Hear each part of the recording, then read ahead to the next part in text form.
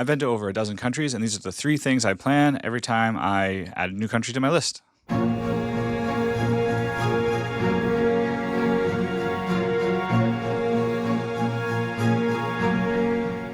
So whether I put a country on my list or not sort of depends if it has three things, and it has to kind of have all three. Otherwise, it doesn't feel like a full trip or worth it to me to get there. And so, first of all, I gotta see that there's something that is of culture or history that I really am interested in. And there's nothing against one place or another as far as history goes. I just have my own personal interests.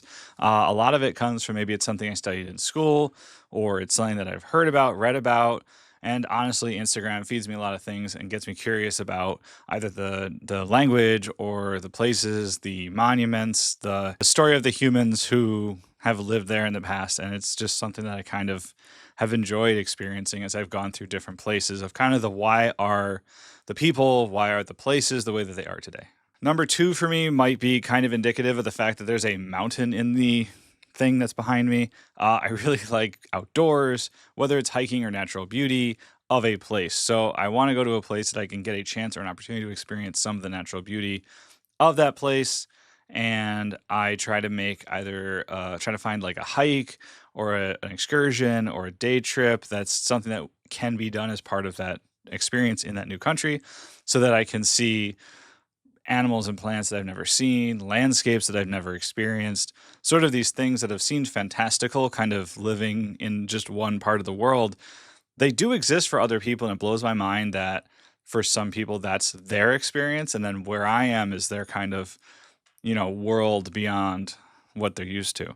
But I like going into those places and just experiencing that in a sustainable way. So I'm not going to go trample off where there's preserves or anything like that.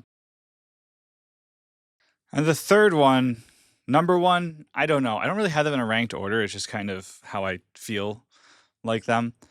Is food. I want to go to a place that I can have food that is maybe different or something that I can experience that is, fantastic. Like, what is the food that I want to have there? So, in traveling, I'll make sure that I know at least a couple of places that are notable for either authenticity or just an experience that I have not had in food in my hometown. Because if I'm going to go out, I'm going to eat out, and I'm going to be in a place that's not home, I don't want necessarily the same thing that I'm having at home. Now, I do like my very typical Western breakfasts, the very kind of starchy milk, cereal, baked goods. And I did definitely learn in Asia that that is not easy to find always, but I try to be open to it. My stomach may or may not always agree with not having exactly what I am used to, but it has been very valuable as an experience to try things and go places and take recommendations from locals on things to try.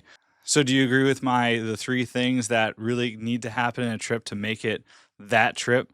As 2024 comes to a close, hopefully it was a fantastic year for you, and hopefully 2025 is even better. And I'm going to be looking to see what I can do next year to kind of build off this company motto that got stuck in my head as far as what I want to do with this. And as we start 2025, I hope you're able to set some goals, embrace random, and live your adventure.